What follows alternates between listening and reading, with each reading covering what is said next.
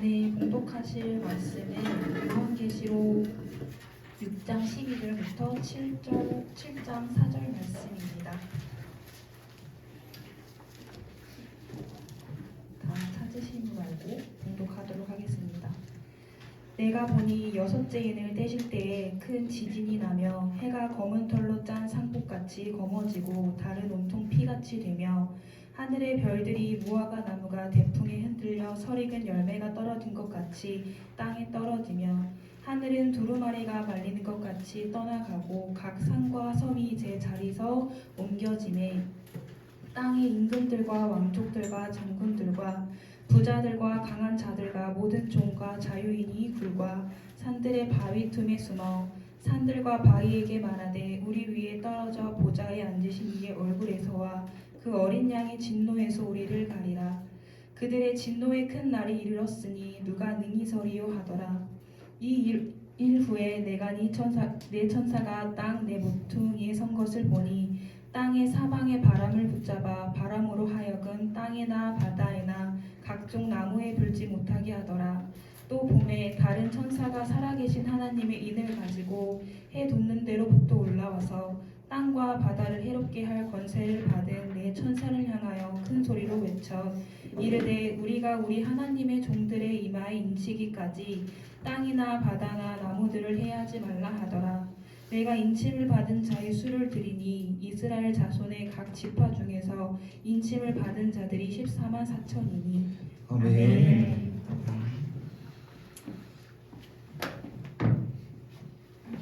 네, 우리가 조금 이따 광고 말씀 드리려고 했지만 이제 성경 봉독은 돌아가면서 하는 걸로 하겠습니다. 아무튼 요한계시록 우리가 살펴보고 있는데 우리가 지금까지 설명했던 것들 있잖아요. 5장부터 시작해서 다시 한번 우리가 살펴보면 5장에서 사도 요한이 환상을 봐요. 하나님 보좌에 앉아 계신데 갑자기 하나님의 오른손이 나와요. 그 손에는 뭐가 있댔어요? 두루마리가 있고 그거는 그리암과 밖에 적혀 있고 7개의 인으로 봉해져 있어요. 그리고 이 안의 내용은 뭐라고 있어요? 에스겔서에서 말하는 것 애가와 애곡과 재앙의 글이 적혀 있어요. 그래서 적혀 있는데 갑자기 예수님께서 하나님의 보좌 앞으로 걸어가시더니 그 인을 받아서 인을 하나씩 떼요. 그렇죠? 그래서 6장부터가 7개 인을 하나씩 떼는 장면이라고 해서 첫 번째 인, 두 번째 인, 세 번째 해서 몇 개였어요? 인이? 7개. 그런데 우리는 인을 이렇게 쓰고 싶다고 했어요. 그렇죠? 다 이유는 아시죠? 네. 그리고 다섯 번째 인은 달라요. 다섯 번째 인은 이 네 번째 인의 결과라고 이야기를 했어요. 첫 번째 인을 떼서 뭐가 나왔어요? 활이 나와요. 두 번째 칼이 나와요. 세 번째 저울이 나와요. 네 번째 인을 떼자 사망이 일어나요. 그러자 다섯 번째 인의 결과 뭐가 나오죠? 죽임당한 영혼들이 나오죠. 사도 요한이 본 환상, 그 환상, 예수님이 인을 떼시는 장면. 그러나 분명히 이 인이 떼지면 안 되는데 저 인이 떼지면 어떻게 돼요? 죽임당한 영혼들이 생기는데 라고 우리는 알고 있어요. 그래서 인이 안 떼졌으면 좋겠어요. 그러나 어떻게 되죠? 예수님께서 그 인을 떼시죠. 그럼 우리가 생각할 게 뭐였냐면 도대체 예수님은 왜 저 인을 떼시냐라고 하는 것. 그 질문에 대한 답이 저번 주에 이야기했던 거예요. 이 어려운 상황을 처할 줄 알면서도 예수님께서 인을 떼셨다면 무슨 이유가 있지 않을까라는 것이에요. 이유가 있으니까 긍휼이 많으신 우리 하나님께서 이렇게 하시지 않았냐라는 것. 이유가 있었어요, 없었어요? 하나님의 놀라운 이유가 있었죠. 네. 하나님의 말씀으로 살려고 하는 그 성도들. 네. 하나님은 뭘로 받으시겠다는 거예요? 제사로 그들을 받으시겠다는 거예요. 그 제사를 통해서 누구를 회복시키겠다? 로마를 회복시키겠다는 말씀이 이 요한계시록의 말씀이에요. 그러므로 이제 우리가 계속해서 인과 이제 나팔을 살펴볼 텐데 아무튼 이런 것을 염두에 두고 우리가 잘 생각해 봐야 된다라고 해요. 그래서 지금 우리가 몇 번째 인까지 한 거예요? 쏘시잖아. 몇 번째 인까지 한 거냐고. 다섯 번째, 여섯 번째 들어가지 않았죠. 다섯 번째 인까지 네, 했어요. 그래서 오늘 모르겠어요. 아무튼 계속 조금 여러분들에게 설명을 계속 하려다 보니까 자꾸 늦어지는데 어쩔 수 없어. 어쩔 수 없어. 조금 더 해야 될 것 같아서. 아무튼 근데 이해해 주실 것은 요한계시록은 물론 은혜가 되는 복음이기도 하지만 우리가 조금 이해를 해야 되고 이 말이 무슨 말인지 우리가 지금 여러분들이 한번 읽어보셨어요? 요한계시록? 안 읽어보셨죠? 한번 1장부터 우리가 배운 데까지 한번 읽어봐요.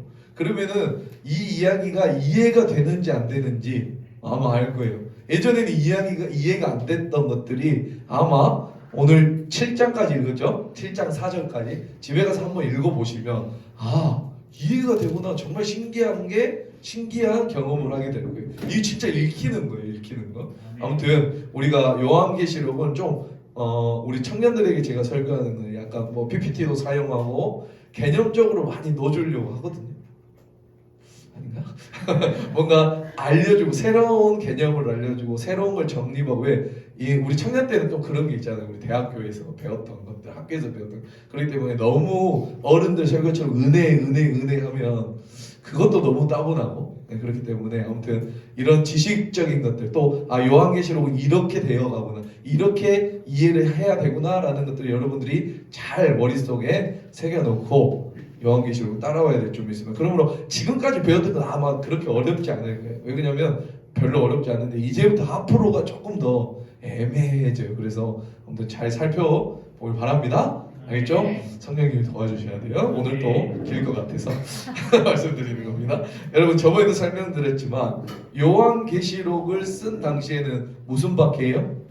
도미티안 박해시이기 때문에 그 박해시이기 때문에 어떠한 실명이나 어떤 실제적인 문자적으로 표현하기가 굉장히 어려웠어요. 왜? 그걸 썼다가는 잡혀 죽으니까. 그렇죠. 그렇기 때문에 상징이나 비유로 빗대어 말할 필요가 있었다라는 것을 우리가 잘 알고 있어야 돼요. 옛날에 우리 한국에도 비슷한 게 있었다고 했죠. 뭐였어요?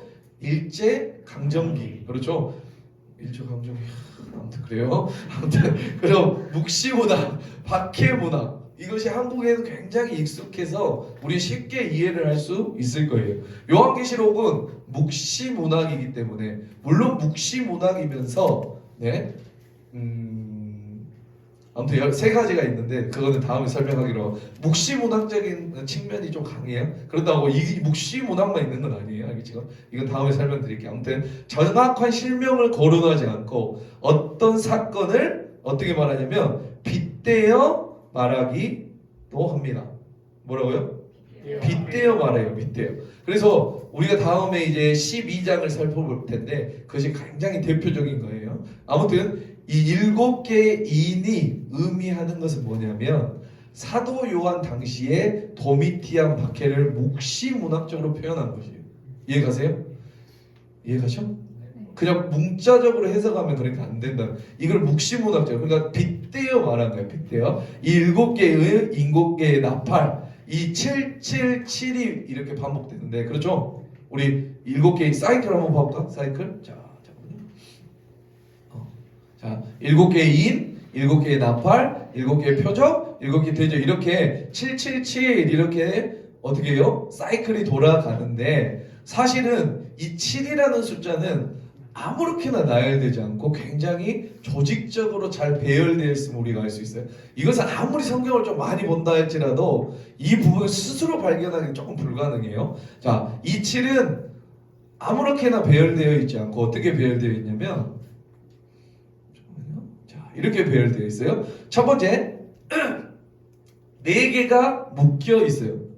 우리 말했죠? 4개. 하나, 7개 인 중에서 뭐였어요? 첫 번째 인, 두 번째 인, 세 번째 인, 네 번째에는 묶여 있어요. 그렇죠? 거기 플러스 2개 인, 다섯 번째 인, 여섯 번째 인이 또 같이 있고. 아무튼 그래요. 자, 그래서 1, 2, 3, 4, 5, 6, 7 이렇게 쭉 배열되어 있는 게 아니라 첫 번째 4개, 그리고 다음 2개, 그리고 여섯 번째인 여섯 번째 나팔이 끝난 다음에 어김없이 뭐가 나오냐면 여섯 번째인 여섯 번째 나팔이 끝난 다음에 뭐가 나오냐면 뭐가 나와요?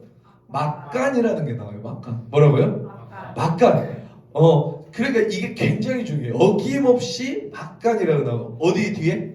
여섯 번째 인 뒤에 막간이라는 것이 나와요. 이해가시죠? 자, 그리고 나머지 일곱 번째 인이 배열되어 있어요. 그러므로 이것을 일반 성도님들이 여러분들이 찾기에는 굉장히 어려워요. 자, 이 막간이 있다라는 것이 굉장히 요한계시록 읽을 때 중요하다라는 거. 이 일곱 개의 인, 그 다음에 일곱 개의 나팔이 진행되는 동안 중간에 뭐가 있다? 막간이라는 것이. 그럼 막간이 뭔가요? 막간이. 쉬워요. 우리가 클래식 연주 같은 데 가면은 중간에 연주회를 막 진행하다가 잠깐 쉬는 시간이 있나요, 없나요? 있죠? 쉬는 시간이 있어요. 그 쉬는 시간을 우리는 뭐라고 말하냐면 막간이라고 불러요. 뭐라고요? 막간. 자, 그러니까 인과 나팔이 막 정신없이 힘을 합쳐요. 막 재앙이 내리고 죽임당한 영혼들이 있다가 갑자기 조용해지면서 뭐라고요? 딱 멈추는 거예요. 그리고 갑자기 고요해졌다가 또다시 막 몰아치는 것들, 이런 게 있다라는 것들 이해가시죠? 자, 그래서 우리가 막간이 들어가는 것을 염두에 두시고 그것을 발견하기 시작한다면 이제는 요한계시록이 풀어지기 시작해요. 그런데 이 막간이 보이지 않으면 굉장히 어그러지는 것이 바로 요한계시록이에요.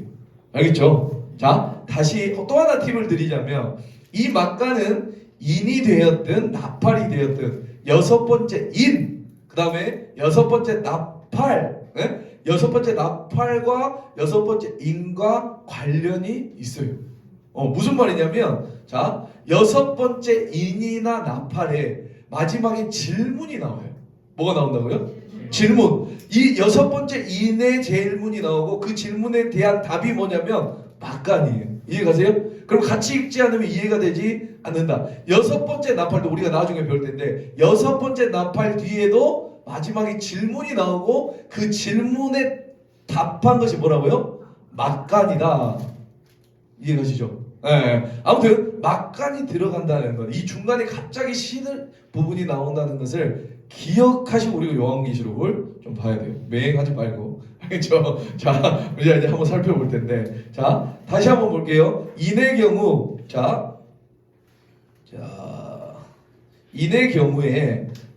인의 경우에 첫 번째인, 두 번째인, 자, 첫 번째, 두 번째, 세 번째, 넷째 인은 도미티안 바퀴를 의미했고 다섯 번째 인은 뭐였어요? 그 결과라고 했어요. 그렇죠? 죽임당한 영혼들이 생기는 그 결과라고 했어요. 그리고 나머지 오늘 살펴볼 여섯 번째 인이 나오는데 이 여섯 번째 인은 어느 교단도 상관없이 이 모든 교단은 이 여섯 번째 인을 예수님께서 재림하시기 전에 임할 마지막 진노, 아시겠어요? 마지막 재앙이라는 것을 모두 다 동의해요.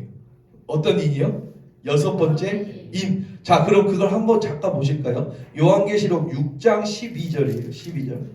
자, 6장 12절부터 우리 같이 읽어보기 13절까지. 내가 보니 여섯째 인을 떼실 때에 큰 지진이 나며 해가 검은 털로 짠 상복같이 검어지고 달은 온통 피같이 되며 하늘의 별들이 무화과 나무가 대풍에 흔들려 설익은 열매가 떨어지는 것 같이 땅이 떨어지며. 이게 왜 마지막 재앙인가? 이게 도대체 이 말이 왜 마지막 재앙이야? 자, 도미티안 첫 번째, 두 번째, 세 번째, 네 번째, 다섯 번째는 지금 이 도미티안 당시 바퀴를 이야기하는 거 이해하겠는데 왜 갑자기 땡깡지 같이 여섯 번째에는 언제요? 예수님의 재림 때를 이야기하고 있는가라는 것이에요. 이해가세요? 그 질문이에요. 자, 그러면 여러분 우리가 지금 요한계시록 보고 있는데 조금 다시 와서 이제 개념을 우리가 하나를 알고 가야 돼요. 성경 어떤 한 권에 대한 이해보다 어떻게 이해를 해야 된다? 66권 전체를 이야기해요. 물론 제가 스테이크를 좋아하지만 계속 스테이크만 퍼먹으면 어떻게 돼요? 똥 안 나와요. 그렇죠? 자스도 먹고 뭣도 먹고 막 나눠서 먹어야지 영양소가 골고루 들어가는 거예요. 그렇듯 창세기부터 요한계시록과 66권에 담겨있는 고유의 메시지, 고유의 진리들을 우리가 골고루 섭취하는 것이 굉장히 중요해요. 그 중에서 구약성경 39권 가운데 17권이 뭐예요? 전혀 관심이 없어. 선지서예요. 자, 선지서인데 그 선지서는 반드시 지도자의 교육을 받아야 돼요. 목회자들의 지도를 받아요. 왜 그러냐면 선지서는 자칫 잘못하면 이상하게 해석될 뿐만 아니라 심지어 이단에 빠질 수 있기 때문에 선지서는 꼭 교육자의 도움을 받아야 된다. 아시겠죠? 자, 그 선지서를 해석하는 원칙 가운데 하나가 뭐냐면 이제 우리가 살펴볼 텐데 텔레스코픽이 뭐라고요? 텔레스코픽. 텔레스코픽은 뭐냐면 하나님께서 어떤 선지자에게 어떤 말씀을 주세요. 우리가 예전에 한번 살펴봤는데 여러분 선지서에서 나오는 대부분의 애언, 우리가 알고 있는 애언은 어떤 거예요? 애언. 자녀들은 애언할 것이, 그 애언은 뭐예요? 미래의 일을 바라본다. 맞나요? 맞아? 이게 미래 예자가 아니라 예금할 때 예자예요. 그러니까 예금은 뭐예요? 나한테 맡겨진 거죠. 이 애언의 말씀, 그런 거 맡겨진 말씀을 전파하는 게 애언이에요. 근데 우리는 미래 예자에서 애언에 막 10년 뒤에는 이 애언이 있을 거야. 20년 뒤에 이런 일이 있어. 이것을 애언이라고 생각하는데 성경에서 그렇게 말하지. 이 애언은 우리가 예금할 때 그 예자를 써서 맡겨진 말씀. 이해가세요? 그래서 현재를 굉장히 중요해요. 현재가 몇 프로가 있어요? 90? 나만 보여? 너무 작구나. 자, 92%가 현재예요. 92% 현재고 7%가 뭐예요? 미래. 앞으로 일어날 일. 그 다음에 1%가 메시아의 일이라고 제가 저번에 설명을 한번 드렸어요. 하나님께서 선지자에게 말씀을 주세요. 계시를 주세요. 환상을 주세요. 지금 일어나고 있는 일에 대한 정확한 원인이 무엇인지. 내가 지금 살이 쪘어요? 그러면 뭐 했어요? 내가 많이 먹었어요. 네. 그게 원인이야. 결과고. 아무튼 자, 계시를 주고 이로 말미암아 앞으로 어떤 일이 일어날 일이 벌어질지 그 미래의 일도 7%도 말씀해 주세요. 이해가시죠? 자, 그러므로 선지자가 볼 때 어떤 일을 일어나요? 일이 일어나죠. 맞나요? 누구 선지자 알아요? 생각나는 선지자 있어요? 엘리야. 요나라고 하면 요나. 자, 선지자가 어떤 일을 봐요? 지금 일어나는 일을 보는 것도 중요한데 앞으로 10년 뒤, 20년 뒤, 100년 뒤의 일을 미리 보여주는 것. 어떤 구체적인 상황, 고레스라는 왕의 이름을 명확하게 이야기할 정도로, 그 정도로 말씀해 주실 정도로 그 정확한 예언, 계시, 환상, 그것은 굉장히 중요한 것이에요. 자, 봐볼게요. 어떤 사람은 앞으로 일어날 일 하나만 보는 사람이 있어요. 뭐라고요? 앞으로 일어날 일. 그러니까 이 하나만 보는 사람이 있어요. 지금 일과 관련돼서 하나의 일. 그러니까 여러분, 당신들 이렇게 하면 예루살렘 성이 멸망됩니다. 어떤 하나를 보는 예언자가 있어요. 선지자가 있어요. 자, 그런데 조금 더 대단한 건 뭐냐면 그 다음 일까지 바라보는 것이에요. 지금 일뿐만 아니라 뭐요? 그 다음, 이것으로 말미암아 앞으로 5년 뒤, 10년 뒤 어떤 일이 일어날지, 그리고 그 뒤에 어떤 일이 일어날지 보는 것이 굉장히 중요해요. 특별히 이 두 번째 것은 그리스도의 십자가와 관련이 있어요. 뭐라고요? 그리스도의 십자가. 지금 일어나고 있는 일이 앞으로 어떻게 될지 뿐만 아니라 이 일이 예수 그리스도의 십자가, 그 구약 때 언급 메시아가 이 땅에 올 것이며 어떤 일을 할 것이냐라는 것을 그 십자가를 보는 것, 그것도 굉장히 대단하겠죠. 맞나요? 네. 그런데 여기까지 가는 선지자도 많지 않아요. 이 두 가지를 보는 선지자도 많지 않아요. 대부분의 어디서 끝나냐면 이 첫 번째를 보는 것에서 끝나요. 대부분. 이해가시죠? 자, 이 두 번째까지 본다. 그럼 굉장히 대단한 선지자예요. 대부분 선지자는 첫 번째에서 멈춰요. 그리고 앞으로 오실 메시아에 대한 예언은 몇 명 살짝만 보여주세요. 그런데 한 단계 더 나아가는 사람이 있어요. 네. 예수 그리스도의 재림을 보는 사람이 있어요. 뭐라고요? 예수 그리스도의 재림. 이 세계를 한 번에 보는 사람이 있어요. 대표적으로 이사야 선지자가 대표적인 사람이 이사야 선지자. 네, 이 세 가지를 모두 보도록 허락을 받은 선지자, 은혜를 받은 선지자는 구약 성경 가운데도 많이 있지 않아요. 아주 극소수 자, 극소수의 선지자들만 이 세 가지를 동시에 보게 되는데 이것이 기가 막힌 것이에요. 나한테 보였어. 난 못 살아. 자, 우리가 볼 때는 알아요. 아, 이거 첫 번째는 예루살렘 성전의 멸망을 의미하는구나. 아, 예루살렘 포위가 되는 것을 의미하는구나. 아, 이것은 두 번째는 뭐예요? 예수 그리스도의 십자가를 의미하는구나. 아, 이 세 번째는 예수 그리스도의 재림을 의미하는구나. 우리는 이제 알아요. 그렇죠? 우리는 이제 아는데, 자, 그러나 이렇게 옆으로 보지 않고 선지자의 입장에서 보면 이해하기 쉽지 않아요. 자, 이렇게 표현할 수 있어요. 옆에서 보지 않고, 지금 이것처럼 옆에서 보지 않고, 자, 앞으로 바라보는 거예요. 이렇게 앞으로. 이해가세요? 내가 선지자의 입장이요. 앞으로 바라보는 거예요. 앞으로. 알겠죠? 자, 앞으로 바라보는 것이에요. 자, 뭐냐면 볼게요. 첫 번째 일 보이세요? 첫 번째 일. 자, 두 번째 일, 세 번째 일. 이렇게 보이는 거예요. 선지자의 입장에서. 이게 뭔 소리인지 모르겠죠? 우리는 이것이 앞으로 순서대로 될 것이라는 걸 미리 알고 있어요. 왜? 지났으니까. 그러나 이 당시에 이 계시를 받은 선지자들은 어때요? 이 일이 첫 번째가 먼저이고 두 번째가 먼저이고 세 번째가 먼저이고 알 수 있어요? 없어요? 이렇게 그냥 겹쳐 보이는 거예요. 그렇죠? 실제로 그 환상을 본 선지자는 무엇이 먼저고 무엇이 나중인지 이해를 하지 못해요. 그래서 그 보이는 환상을 그냥 어떻게 적냐? 그냥 내가 보이는 대로 적어요. 이해 가세요? 윤지엄이. 내가 보이는 그냥 그대로 적어. 아, 어저께 길을 가다가 내가 박아버렸어. 그냥 그 보이는 그대로 쓰는 거예요. 네. 그게 내가 나중에 어떻게든 내가 먼저 부딪히고 넘어지고 이걸 알 수 있어요, 없어요? 그냥 세 가지는 그냥 하나의 모습으로 보이는 거예요. 그래서 이게 언제 어떻게 일어날지 모르는 거예요. 그렇죠? 선지자들 입장에서. 그러나 우리는 알다. 자, 그래서 이 세 가지를 동시에 적기도 하고, 네, 이 두 가지를 적기도 하고, 이것을 우리는 텔레스코핑이라고 이야기해요. 텔레스코핑. 뭐라고요? 좀 비싼 거 배웠어요. 강의로 내주시고. 이것이 선지서를 해석하는 데 있어서 가장 중요한 기반이 되고 기초가 되고 열쇠가 돼요. 아주 중요한 관점 중 하나예요. 선지서를 어떻게 해석할 것인가? 하나님께서 선지자에게 무슨 말씀을 보여줬을 때, 환상과 계시와 말씀이 주어졌을 때, 이것이 순차적으로 일어났을 때 우리는 알지만 선지자의 입장에 보면 모르는 거다라는 거.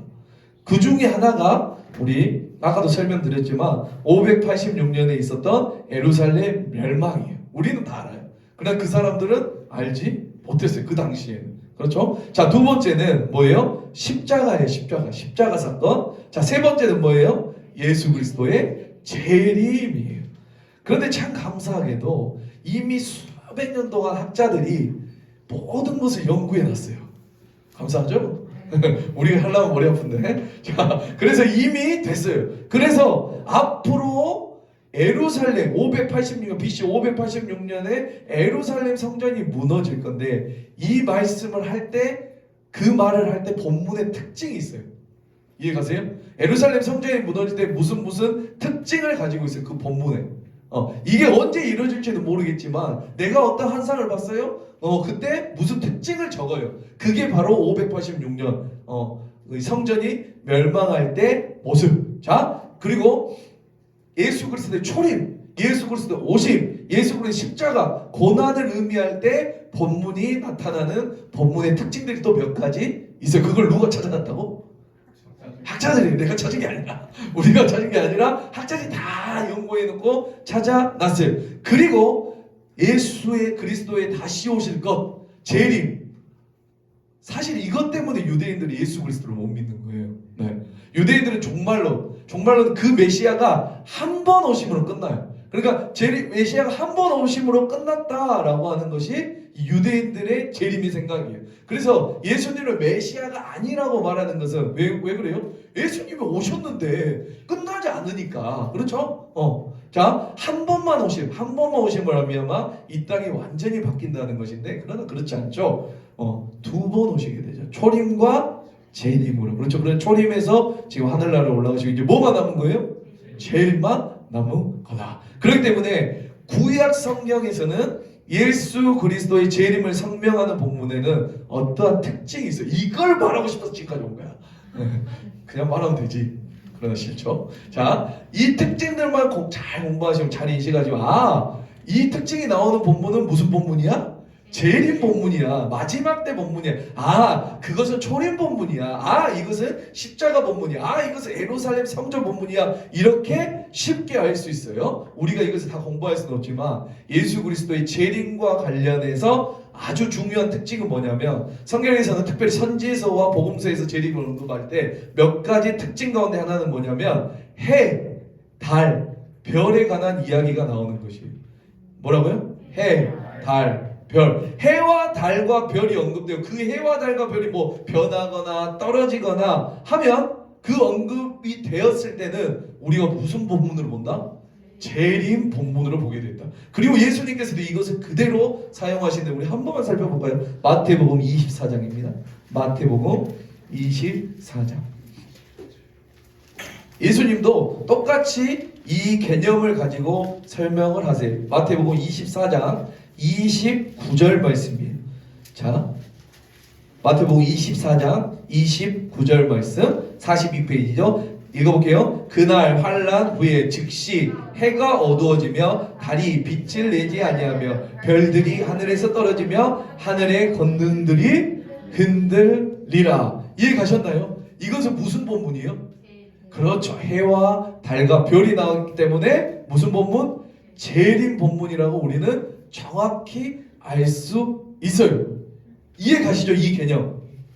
재림은 해와 달과 별의 특징에 나오는 것이 특징이다라는 거. 물론 조금 몇 개도 있지만 아무튼 이 본문 해와 달과 별이 나온다라고 했을 때면 우리는 이건 재림 본문이야라고 쉽게 알 수 있어요. 그래서 그 개념을 가지고 다시 요한계시록으로 돌아가 볼게요. 요한계시록 6장.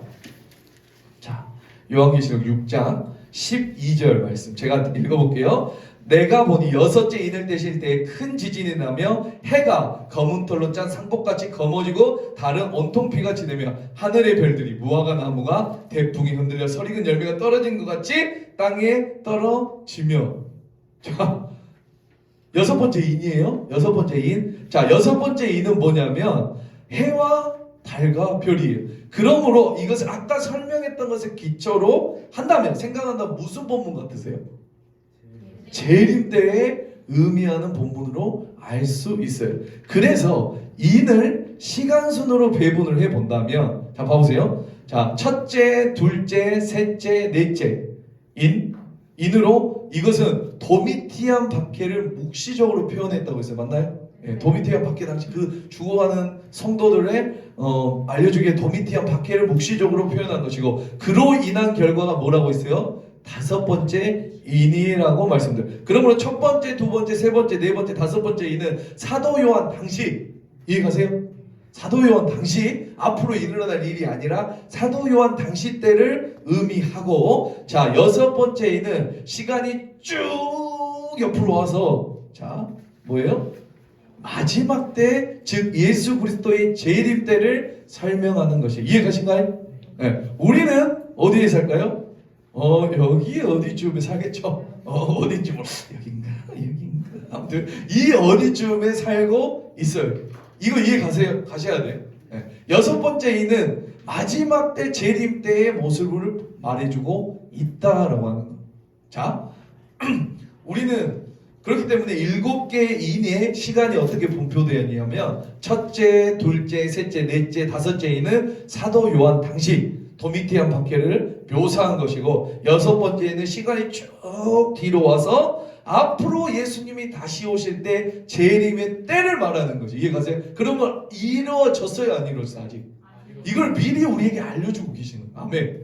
그러니까 도미티안 박해 때 뭐 이것을 첫 번째, 두 번째, 세 번째, 여섯 번째 인을 이것을 다섯 번째 인을 미래적인 걸로 푸는 사람도 있어요. 없다는 게 아니에요. 그러나 저는 그렇게 풀고 싶지 않고 저는 이렇게 도미티안 박해와 이제 여섯 번째는 앞으로 있을 마지막 재림 때의 모습이 어떠한지를 설명해주고 있다. 이제 이게 재밌지. 왜? 우리는 했던 거 재미없잖아. 앞으로 어떤 일이 일어날 것이 너무 재밌잖아요. 나만 또 재밌다? 자, 우리가 그리고 나서 나팔은 어떻게 되냐면 다시 또 앞으로 가는 거예요. 이해가세요? 나팔의 시작, 첫 번째 나팔부터는 또 다시 앞으로 가는 거예요. 자, 이해되시겠어요? 예. 자, 그러니까 인이 끝나고 이 여섯 번째 인, 그 다음에 일곱 번째 인, 옆에 일곱 번째 인이 있는 후에 옆으로 나팔이 일곱 개의 나팔이 시작되는 것이 아니라 어떻게 된다? 다시 앞으로 와서 첫 번째 나팔, 두 번째 나팔, 세 번째 나팔 이렇게 시작된다라고 하는 거예요. 그러므로 제가 처음에 뭐라고 설명드렸냐면 요한계시록은 시간 순서대로 기록된 것이 아니라 뭘로 기록되어 있다 했어요? 네 개의 사이클. 그렇죠. 그래서 사이클이라고. 왜? 계속해서 반복돼서 도는 거예요. 앞으로 갔다가 뒤로 갔다가 다시 앞으로 갔다가 뒤로 갔다가. 이해 가시죠? 그러므로 이것을 모르면 절대 요한계시록은 이해가 되지 않는 것이에요. 이해 가시죠? 어떤 동일한 사건에 대해서 네 가지 측면에서 설명하는 것이다라는 거. 요한계시록에 네 개의 전쟁이 나와요. 우리 앞으로 살펴볼 텐데 그 전쟁은 네 개의 전쟁이 아니라 하나의 전쟁이고 하나의 전쟁을 네 개의 관점, 이게 전쟁이라고 하면 이 네 개의 관점에서 바라보는 거예요. 이해 가세요? 네 개의 전쟁이 있는 것이 아니라. 이해 가시죠? 예. 우리 다시 정리하자면 일곱 개의 이는 도미티안 박해를 복시적으로 표현한 것이에요. 사도 요한 당시 도미티안 박해. 첫 번째부터 다섯 번째 인까지는 도미티안 박해 때를 말하고 있고 여섯 번째 이는 도미티안 때를 이야기하는 것을 언제? 예수 그리스도께서 재림하시기 바로 직전에 있는 제일 마지막 때의 재앙을 의미해요. 마지막 때. 그러면 우리가 이걸 잘 알아야겠죠? 그렇지. 왜? 이제 앞으로 우리가 겪어야 될 문제니까. 이 네 개, 다섯 개는 다 이미 이루어진 거라니까요. 네. 이해 가시죠?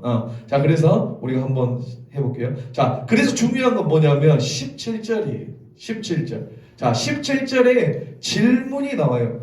제가 여섯 번째 질문이 나오는, 여섯 번째 이는, 여섯 번째 나팔은 마지막에 질문이 나온다고 했나요? 안 했나요? 봐봐요. 여섯 번째 이는 마지막에 질문이 나와서 뭐가 답을 해준다고 했어요? 막간이 답을 해주고 있는데 그 여섯 번째 인에 대한 질문이 바로 몇 장이냐면 그렇지. 똑똑해. 자, 17절이에요. 자, 우리 한번 봐볼게요. 자, 제가 읽어볼게요. 그들의 진노의 큰 날이 이르렀으니 누가 능히 서리요 하더라. 자, 무슨 질문이냐면 그들이 진노의 큰 날이 이르렀으니 마지막 때에 그 진노의 큰 날이 이르렀으니 그곳에서 누가 능히 설 수 있냐라는 질문을 던져요. 이해가신가요? 이 말씀? 예. 자, 그러면서 6장이 끝나요. 자, 예수님께서 재림하시기 전에 바로 직전에 어떤 이름이 됐든지 뭐 여러 가지 이름이 있어요. 어떤 이름이 됐든지 간에 인간이 감당할 수 없는 무슨 환란? 대환란, 큰 진노가 마지막 날에 이루어진다, 이루어지지 않는다? 이루어진다라는 것이 성경의 여러 곳에서 말해요. 무서워. 나만 무서워? 지금 그걸 말하고 있는 거예요. 여러분, 진노가 무서우세요? 안 무서우세요? 무서워? 예수님 다행스러워. 큰 진노, 작은 진노 아니에요? 네. 자, 재림하시기 직전에 임하는 그 큰 진노의 큰 날, 그 진노의 큰 날이 이르렀으니 누가 설 수 있냐라는 질문을 던지면서 끝나게 된다라는 거. 자, 마지막 때 임하는 진노의 큰 날, 이 진노를 견뎌낼 자가 있을까요? 없을까요? 질문이에요. 자, 그거에 대한 답이 뭐라고요? 7장의 막간이라는 거죠. 이해 가시죠? 자, 이 막간은 다시 말씀드리지만 여섯 번째 인의 뭐라고요? 답이라는 것이에요. 여섯 번째 인의 그 질문에 대한 답이 바로 7장 막간. 그러므로 우리 세민 형제가 굉장히 컴퓨터 짜기 위해 노력을 많이 해서 이해를 해보려고 이해가 안 가. 한 20번 읽거든요. 왜? 이런 것들을 모르고 읽으면 전혀 이해가 안 가요. 네. 자, 봐볼게요. 그러므로 7장이 무슨 질문에 대한 답인지를 모르면 절대 풀지 못해요. 여기까지 따라오셨죠? 예, 진노의 큰 날이 이르렀으니 누가 능히 서리요? 누구도 감당할 수 없는 여호와의 그 하나님의 어마어마한 진노, 엄중한 심판이 이르렀을 때 그 진노를 피할 자가 있을까요? 없을까요? 하나님 진노하시는데 그 피할 자가 있다고? 심판하실 피할 자가 있나요? 없나요? 그 질문을 염두에 두시고 우리가 7장을 봐야 되는 것이에요. 아시겠죠? 네, 진짜 재밌죠? 나만 더 재밌나? 자, 왜 나만 재밌지? 자, 1절 우리 읽어볼게요. 시작. 이힐 후에 내가 내 천사가 땅 네 모퉁이에 선 것을 보니 땅의 사방에 바람을 붙잡아 바람으로 하여금 땅이나 바다이나 각종 나무에 불지 못하게 하느라. 자, 1장 내용을 제가 그림으로 한번 설명해봤는데 그림을 굉장히 잘 그리니까 잘 보세요. 자, 땅이 이렇게 있어요. 땅에 네 모퉁이가 있다고 말하나요? 네. 자, 네 모퉁이에 뭐가 서 있어요? 그렇죠. 천사가 너무 귀여워요. 천사가 섰어요. 그 천사가 있는데 뭐가 불어요? 바람, 사방에서 바람이 불어요. 그 내부 바람이 불어요? 잘 그렸다. 자, 바람이 불어요. 이 바람이 부는데 지금 이 바람이 땅으로 들어왔나요? 들어오지 않았나요? 붙잡아서 아직 맞아요. 아직 들어오지 않았어요. 그렇죠. 그 이유는 뭐냐면 땅의 네 모퉁이에 있는 천사들이 그 바람을 붙잡고 있어요. 어떻게 하게? 땅에 들어가지 못하게. 이해가신가요? 이게 좀 크게 돼야 되는데. 자, 그 바람을 붙잡고 있기 때문에 그 바람이 아직 이 땅에는 들어오지 않았어요. 그러니까 세찬 바람이 막 땅 밖에서 막 몰아치고 있어요. 그런데 아직 들어오지 않았어요. 왜요? 천사들이 붙잡고 있으니까. 이해가시죠? 네, 여기까지 따라. 그러면 여러분 느낌상 뉘앙스를 볼 때 이 바람이 불어 들어오면, 땅에 불어 들어오면 좋은 일이 생길 것 같으세요? 안 좋은 일이 생길 것 같으세요? 안 좋아요. 어떻게 알아? 안 좋은 일, 아직은 모르겠지만 안 좋은 일이 생길 것 같아요. 왠지. 그렇죠. 그 다음 절 볼까요? 우리 2절 한번 시작. 또 봄에 다른 천사가 살아계신 하나님의 인을 가지고 해돋는 데로부터 올라와서 땅과 바다를 해롭게 할 권세를 받은 네 천사를 향하여 큰 소리로 외쳐. 자, 봐보세요. 자, 그러니까 이 바람은 무슨 바람이에요? 그렇죠. 땅과 바다를 해롭게 할 권세예요. 이해가세요? 그런데 이게 아직 들어오지 않았어요. 왜냐하면 네 천사가 잡고 있으니까. 자, 다시 한번 제가 읽어볼게요. 또 보면 다른 천사가 살아계신 하나님의 인을 가지고 해돋는 데로부터 올라와서 땅과 바다를 해롭게 할 권세를 받은 네 천사를 향하여 큰 소리로 외치되 뭐라고 외치냐면 이르되 우리가 우리 하나님의 종들의 이마에 인치기까지 땅이나 바다나 나무들을 해야지 말라라고. 자, 여기 보세요. 사도 요한이 환상을 봤어요. 사도 요한이 환상을 봤는데 땅에 네 모퉁이가 보여요. 땅에 네 모퉁이가 보여요. 그런데 그 땅에 그 모퉁이에 뭐가 서 있어요? 천사들이 서 있어요. 그리고 그 세찬 바람이 불어요. 그런데 바람이 네 모퉁이에 세차게 부는데 그런데 안 들어와요? 가만히 보자. 왜 안 들어올까? 라고 하자 누가 잡고 있어요? 네 천사가 그 바람을 꽉 붙잡고 있어요. 들어오지 못하게. 그런데 갑자기 또 하나의 환상을 보여줘요. 맞죠? 2절에서 또 하나의 환상을 보면 뭐가 나와요?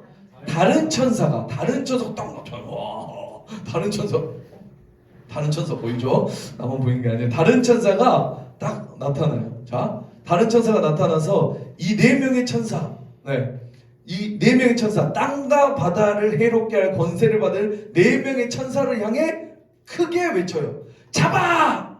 안 돼, 잡아!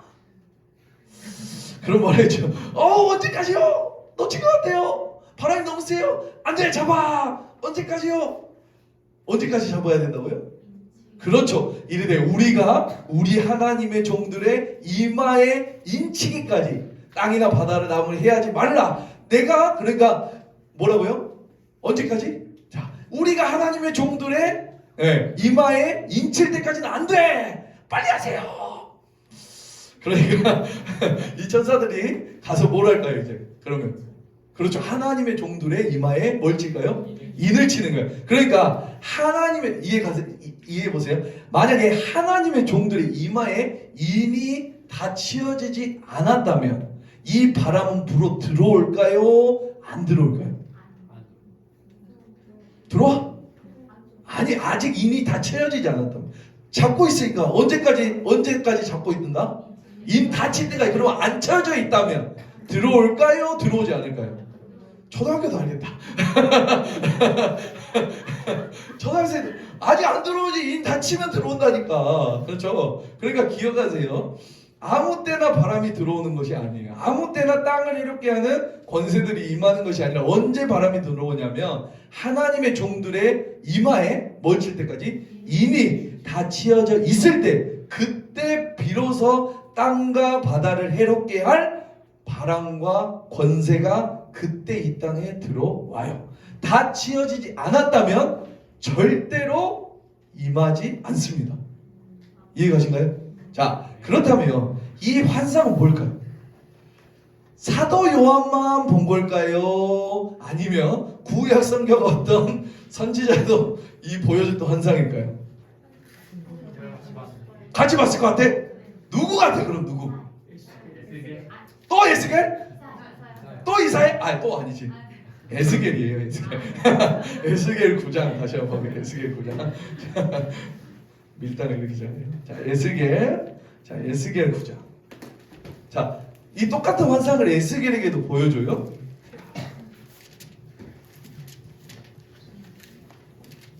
자, 제가 한번 읽어보겠습니다. 1161페이지, 1161페이지 구약성경. 자, 제가 한번 읽어볼게요. 여호와께서 이르시되 너는 예루살렘 성읍 중에 순행하여 그 가운데서 행하는 모든 가증한 일로 말미암아 탄식하며 우는 자의 이마에 표를 그리라 하시고, 표를 그리래요? 그들의, 자 봐볼게요. 가증한 일을, 자 봐보세요. 9장 4절에서 어떤 사람에게 표를 받냐면 어떤 사람이에요? 그렇죠. 가증한 일을 하는 사람, 죄를 범하는 사람의 이마에 표를 그리는 것이 아니라 뭐예요? 가증한 일을 하는 것으로 말미암아 그것을 보고 저러면 안 되는데 안타까워 탄식하며 우는 자의 이마에 표를 그리는 거예요. 이해가세요? 가증한 일을 하는 사람의 표를 그리는 게 아니라 뭐라고요? 그 하는 일을 안타까워하면서 탄식하는 사람에게 이마에 표를 그리는 거죠. 그럼 우리가 정확히 봐야 되는 거죠. 대충 보면 안 돼? 다시 한번 우리 읽어볼까요? 자, 다시 한번 제가 읽어볼게요. 여호와께서 이르시되 너는 예루살렘 성읍 중에 순행하여 그 가운데서 행하는 모든 가증한 일로 말미암아 어떤 탄식하며 우는 자의 이마에 표를 그리래. 그들에 대하여, 그들의 표를 받은 사람에 대하여 내 귀에 이르시되 너희는 그를 따라 성읍 중에 다니며 불쌍히 여기지 말며 긍휼을 베풀지 말고 쳐서 늙은 자와 젊은 자와 처녀와 어린이와 여자를 다 죽이되 뭐에? 이마에 표 있는 자에게는 가까이 하지 말라. 아멘. 자, 봐보세요. 그러므로 이 재앙은 있죠? 이 재앙은 이마에 표가 있는 사람에게 임하나요? 임하지 않나요? 임하지 않아요. 맞죠? 따라오고 계시죠? 하나님 말씀하세요. 너희는 빨리 사람들의 이마에 인을 쳐. 누구에게요? 가증한 일을 하는 사람이 아니라 가증한 일을 하는 사람을 보고 저러면 안 되는데 저러면 안 되는데 탄식하며 우는 사람에게 이마에 표를 그려라. 그리고 다 죽여라. 그러나 그 재앙은 이마에 표가 있다면 그 사람에게 임하지 말도록 해라 라고 말씀하는 말씀입니다. 그러므로 이 재앙은 이마에 표가 있는 사람에게 임하나요? 임하지 않나요? 임하지 않아요. 그건 에스겔에서부터 계속 말을 하고 있는 것이에요. 두 번째, 그렇다면 이마에 표를 그린다는 것은 무슨 말인가요? 이마에 표. 자, 봐보세요. 이스라엘은 참 쉬워요. 이스라엘 농경 문화가 아니라 목축 문화예요. 네, 유목 문화. 그래서 양을 치고 염소를 돌보는, 이스라엘은 집집마다 양이 있고 소가 있어, 양이 있고 염소가 있어요. 자, 그런데 부족한 공간 때문에 우리처럼 우리 집에 우리가 하나 있고 어느 집에 우리가 이렇게 하는 게 아니라 공동으로 있어요. 마을에 하나의 공동으로 양과 염소를 키우는 공동이 있어요. 자, 그러니까 마을마다 가면 커다란 우리가 있고 거기에 100마리, 200마리, 300마리 이렇게 수많은 양과 염소들이 있어요. 그런데 그것은 한 사람 것이에요? 여러 사람 것이에요? 여러 사람 것이 섞여 있어요. 그러므로 이스라엘 사람들이 하는 것은 뭐냐면 그 우리에게 있는 양에게 이건 내 양이야 라는 표시를 해줘야지. 알겠죠? 우리 은희자매처럼 똑같이 생긴 게 안 다르게 생긴 게 아니잖아. 표시를 해줘야 된단 말이에요. 어떻게 표시하죠? 우리 대관령 같은 데 가서도 쉽게 막 알 수 있는데 그 집안의 문장 혹은 뭐 이니셜 뭐 아무튼 그 표를 인으로 새겨요. 어디에 새기냐면 이마나 목이나 어깨에 새기게 되어 있어요. 저는 출시니까 뭐 C를 새긴다든가 C, Y, 뭐 H를 새긴다든가. 그러니까 어떤 인이 표시되었다는 것은 이 양이 누구에게 속해 있냐라는 것이에요. 뭐라고요? 누구에게 속해 있냐라는 것. 만일에 C자가 있다면 그 양은 누구에게 속해 있는 거예요? 저에게 속해 있는 거죠. 만약에 K가 속해 있다면 K라는 사람에게 다른 어떤 사람에게 속해 있는 거겠죠. 아, 김지훈에게? 알았어.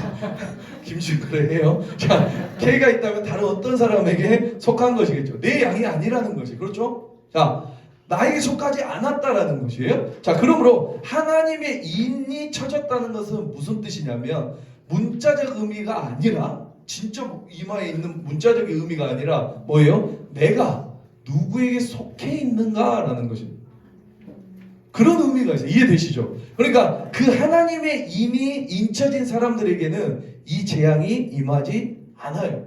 여기까지 따라오셨죠? 자, 다시 한번 이해를 가지고 요한계시록 와볼게요. 요한계시록 다시 7장.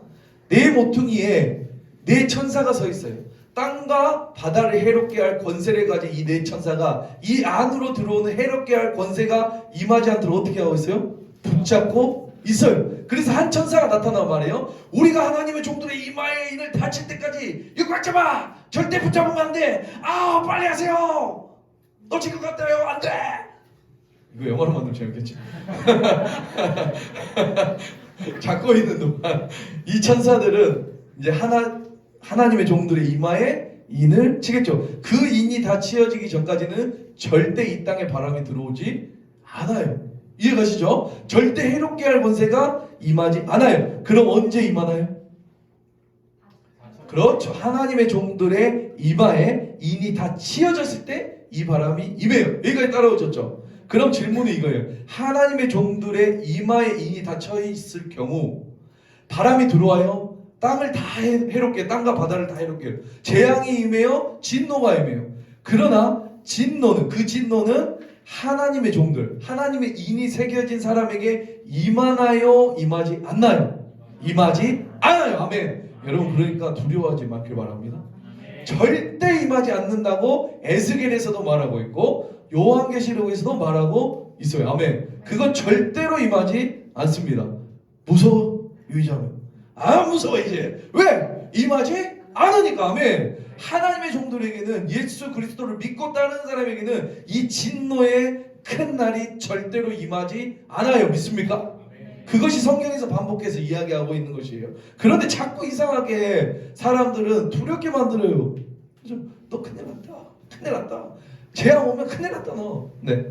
아니요, 두려워하지 마세요. 중요한 것은 재앙이 임했냐 안 임했냐를 우리가 중심을 보고 생각하는 것이 아니라 우리가 중요하게 생각하는 건 뭐냐면 내가 하나님의 종으로 인이 쳐져 있나 쳐져 있지 않나라는 거기에 더 우리는 중점을 둬야 돼. 믿습니까? 재앙이 언제 임할까? 무서워. 재앙 언제? 내일 이게 아니라 내가 도대체 내 이마에 하나님의 인이 쳐 있냐 쳐 있지 않냐라는 그것에 우리는 더 고민을 해야 될 줄 믿습니다. 재앙 중요하지 않아요. 왜? 하나님의 인이 쳐져 있으면 우리에게 임하지 않으니까. 아멘. 그러나 우리는 뭘 지금 자꾸 생각해요? 내 인은 중요하지 않아요. 재앙이 언제 임하냐? 거기에만 우리는 관심을 가지고 있죠. 그러나 그렇지 않는다라고 하는. 아멘. 자, 내 안에 하나님의 인치심이 있다면 그 재앙은 그 진노는 절대로 주의 백성에게 임하지 않아요. 아멘. 요한계시록에서 말하는 것이 이게 바로 두려워하지 마세요. 그렇다면 도대체 하나님의 인이 쳐졌다. 그건 뭘까요? 우리 14장 1절 봐볼까요? 14장 1절. 자, 14장 1절. 우리가 이건 다음번에 더 자세하게 살펴볼 텐데 여기에서 그 유명한 14만 4천이 나와요.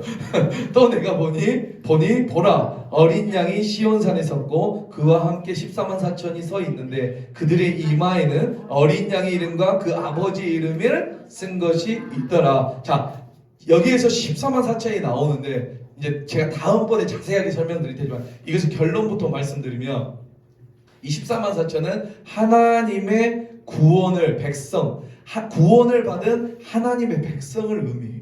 이해가세요? 자, 그 구원받은 하나님의 백성의 모습을 보세요. 자, 구원 다시 한번 읽어볼게요. 또 내가 보니 보라 어린 양이 시온산에 섰고 그와 함께 14만 4천이 서 있는데 그들의 이마에는 뭐가 있어요? 어린 양의 이름과 그 아버지의 이름을 쓴 것이 있더라.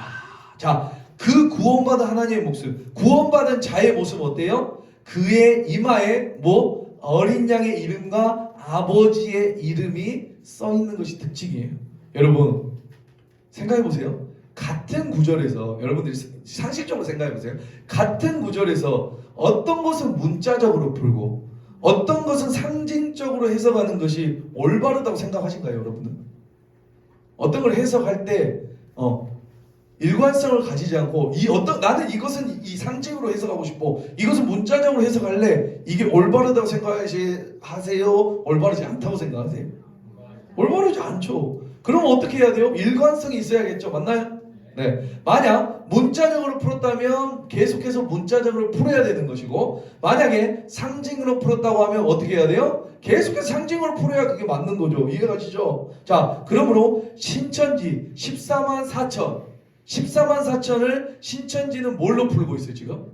진짜 문자적으로 풀고 있어요. 이해가세요? 14만 4천 네가 14만 그 4천에 들어와야 돼. 그래서 14만 4천이 넘으니까 어때요? 1기 14만 4천 2기 14만 말도 안 되는 소리 하고 있어요. 자, 봐봐요. 신천지처럼 14만 4천을 문자적으로 해석한다면 문자적으로 지금 해석하고 있죠. 신천지는 자, 반드시 구원받은 사람의 이마에는 뭐가 써 있어야 돼요? 그렇죠. 이제 14만 4천입니다. 당신이 마지막 남은 14만 4천입니다. 라고 이 14만 4천을 문자적으로 풀면 누가 와서 여러분에게 이렇게 말을 한다면 대꾸하지 말고 이 말 한마디만 해. 네 이마 까봐라. 네 이마 까봐. 그 사람의 이마에 진짜 뭐가 써 있어야 돼요? 이름이 있어야 돼. 왜?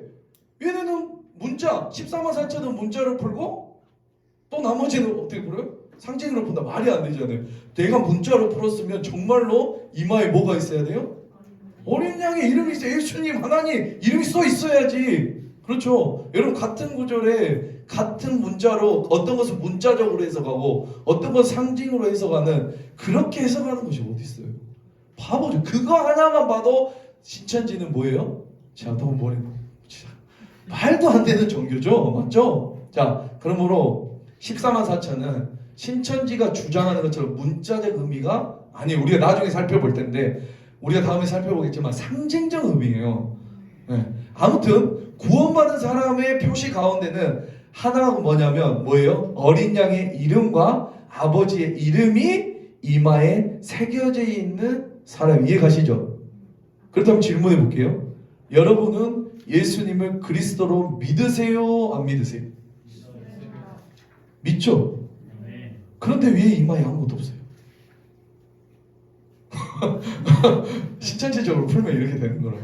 여러분들이 예수 그리스도를 믿는데 왜 이마에 아무것도 없냐라는 것이에요.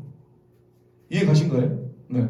그러므로 이것을 문자적으로 해석하면 안 되는 거예요. 그런데 신천지는 어때요? 문자적으로 해석하고 이마에 인치는 것은 뭘로 인기가요? 상징으로 해석하고 있다라는 것이에요. 그러므로 이 집단은 말이 안 된다. 지 마음대로 해석하고 있는 이런 것들을 우리가 잘 살펴봐야 돼요. 이게 우리가 나중에는 우리 숫자는 절대 문자적으로 풀지 않아요. 요한계시록에서 상징으로 풀거든요. 7개의 눈 하면 7개의 눈이 있는 거예요? 아니라고 했죠. 7개 눈 7개 이게 아니에요. 상징적으로 푸는 거. 완전하신 눈을 가지신 우리 예수님 이렇게 상징적으로 푸는 거예요. 14만 4천도 진짜 14만 4천 명 이렇게 세 가지고 14만 4천이 아니라 신천지는 그렇게 하죠. 그런데 우리는 어떻게 바라보냐면 14만 4천이라는 것은 구원받은 하나님의 모든 백성들을 14만 4천 우리가 이제 나중에 설명할 텐데 그렇게 설명하고 있다. 이해 가신가요? 네. 자, 내가 예수 그리스도를 믿으면 나는 이마에 누구의 이름이 쳐져 있다? 예수 그리스도의 인이 쳐져 있다. 이 말은 내가 하나님께 속해 있는 사람이다 라는 뜻이. 아멘. 아까 인치미를 받는 게 누구에게 속해 있냐라는 것이었죠. 하나님께 속한 사람이야. 그러므로 오늘 말한 우리 6장 마지막 절에서 말한 그들의 진노의 큰 날이 이르렀으니 누가 능히 서려, 이 질문에 대한 답. 네. 이 질문에 대한 답은 어때요? 절대로 이 재앙은 하나님의 백성에게 임하지 않아요.